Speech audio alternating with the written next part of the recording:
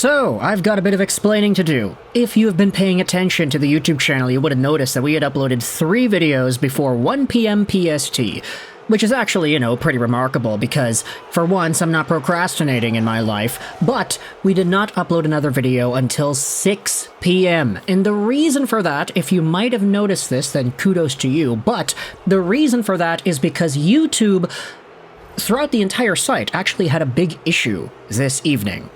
There was a problem where creators like myself and a whole bunch of other creators that you follow as well were not able to process their videos on YouTube after uploading them. No, this is not an issue about money, this is not an issue about monetization, it's straight up just YouTube was not allowing videos to process, therefore not allowing videos to be public. You could upload your video, and it would go through the uploading 0 to 100%, but after that, it would be paused up on the processing, please wait section of YouTube's uploading mechanism. So it was stuck like that. I had 2 videos ready to go talking about the Vancouver Canucks, which we publicized a little bit later on, and YouTube themselves actually had to tweet out saying, hey, we know what's going on, we acknowledge that there is a problem with the YouTube processing, don't delete your videos, don't re-upload them, just wait, we'll fix it, and it took a few hours. So that's kind of why the weird and wacky upload schedule was what it was today, and you might have noticed that a lot of your other favorite creators did speak out about this too. Some of them didn't even upload, because if you have a scheduled upload that was already processed and everything, then okay, that's fine, that can go public, but all the new things uploaded from this afternoon to this evening were not able to be published on YouTube because they didn't process. So that's not really my bad. I'll apologize for it anyway because, I kind of want to see my videos get out there earlier, but this one, hopefully, if it's all up and dandy by the time it's uploaded, it should be going up before the end of the night. Because the Toronto Maple Leafs just went out there and defeated the Boston Bruins on home ice, forcing Game 7 in Boston. And you know what I'm going to say about this game? I'm not even going to talk about the game. I want to talk about the story. Because heading into tonight's contest, we had ourselves this post made by the folks over on Sportsnet. One of these streaks will end tonight in game number 6. The Boston Bruins are 0-5 in their last 5 opportunities to advance in the Stanley Cup Playoffs. And the Toronto Maple Leafs are 0-6 in their last 6 home playoff games. So against the Florida Panthers and the Bruins this year, the Leafs have been really bad. They've been losing all these games. For the Boston Bruins, they lost 3 straight in games 5, 6, and 7 against the Florida Panthers last year to choke away a 3-1 series lead. And the Bruins also ended up losing Game 7 of the Carolina series 2 years ago, as well as the Game 5 that we had just seen the other night against Toronto. So the Bruins are 0-5 in their last 5 potential advancing games. If they had won any of those games, 0-5, they would have made the second round of the postseason. But nah, they lost to Carolina, they lost to Florida, they lost to Toronto in Game 5. So this streak continues because the Bruins ended up losing. That's their 6th straight game where they lose with the opportunity of winning and going to the next round. The Toronto Maple Leafs finally won themselves a game on home ice, and it comes off the back of William Nylander, because he soloed in this game, pretty much. Okay, there were other Leafs that played really well too, but William Nylander scored the 2 goals, he was an absolute monster. This guy can carry a team. We've been saying this since last year. There's a reason this guy's earning as much money as he's able to earn, because he deserves it. This is the guy who has that X factor, even if he's got the migraines, even if he's not able to play, even if he's whatever, if he comes back, he gets in the groove, he is going off. And he did that. Jeremy Swayman, oh boy, Nylander's got your number, bro. I'm sorry, but that's the truth.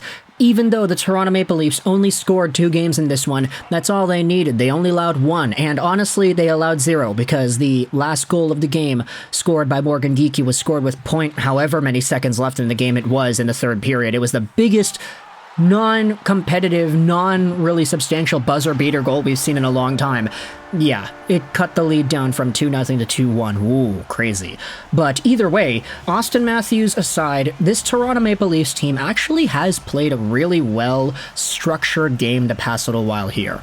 It's kind of odd. I know they were talking about this on the Steve Dangle podcast, but it's like when Auston Matthews is not in the Toronto lineup, it forces a lot of these other Maple Leafs to start getting their details a little bit more correct, a little bit more pristine, and a little bit more accurate, because When Matthews is there, well, you could just give it to him, and he'll put the puck in the back of the net, or at least he'll try to. He hasn't done that much in this series so far, aside from the breakaway goal. But Auston Matthews' presence in the lineup, you could say, kind of hurts the Leafs in a way. Not because he's not good, but because the rest of the Leafs play poorer. And that's something that I think a lot of Leafs fans have been saying over the past few months here. With Auston's departure, though, you needed a hero to step up, and that was none other than Willie Styles himself. And I'm going to go out there and say right here, this is the best case scenario for fans that are not Bruins fans and fans that are not Leafs fans, because depending on who wins, and it doesn't matter who wins, we will get ourselves a huge, hilarious meme after this first round series. If the Bruins lose and Toronto advances to the second round, okay, whoop-de-doo, yeah, the Leafs, they finally got past the Bruins. Woohoo, they beat Boston for the first time since the 50s or whatever it was. Great. Amazing story to see the Maple Leafs make it to the second round, but that's not the biggest story out there. The biggest story is that the Bruins choked away 2 3-1 leads in back-to-back years in the first round. To Florida, the inevitable Stanley Cup runner-ups, and to Toronto this year. But if the Toronto Maple Leafs lose, this is the ultimate meme, bringing itself back up. Oh yeah, the Boston Bruins got your number. Boston just knows how to outplay Toronto. Doesn't matter what they do, it's inevitable. Thanos snap, boom, baby. That is exactly how it goes. Boston in 7, Boston in 7, Boston in 7. All these years over and over again, it's always going to be Boston in 7. And the Toronto Maple Leaf way is to win 2 straight to tie the series and get it to 7 games and then absolutely collapse. Maybe you even have a 4-1 lead in the third period. Maybe you lose it in overtime off of a fluke play. Maybe the Toronto Maple Leafs just don't show up and they get blown out. This Game 7 is going to be filled with so many narratives and so much meme potential, because no matter what happens, no matter who wins, we will get ourselves a joke. And that, of course, is me poking fun at both of these teams because, look, they've had a lot of moments in the past to make fun of. And for the Boston Bruins being so good as they were last year, only to disappoint and choke away that first-round series against the Panthers, that was already kind of the sign of the times. Hey, the Bruins might not be as invincible as we think they are. They were so good, and then they lost in a terribly embarrassing fashion. And now they have an opportunity to do it again, at the hands of Auston Matthews, Willie Styles, and Mitch Marner this time.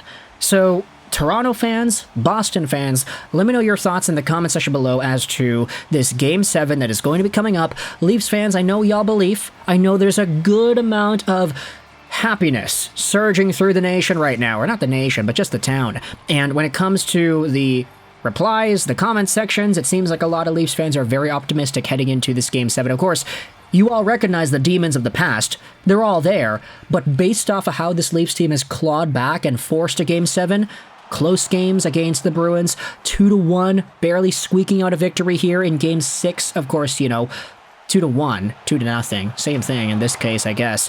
But let me know your thoughts either way in the comment section. How do you feel about this series going to 7 games? I hope you enjoyed this video. And bye.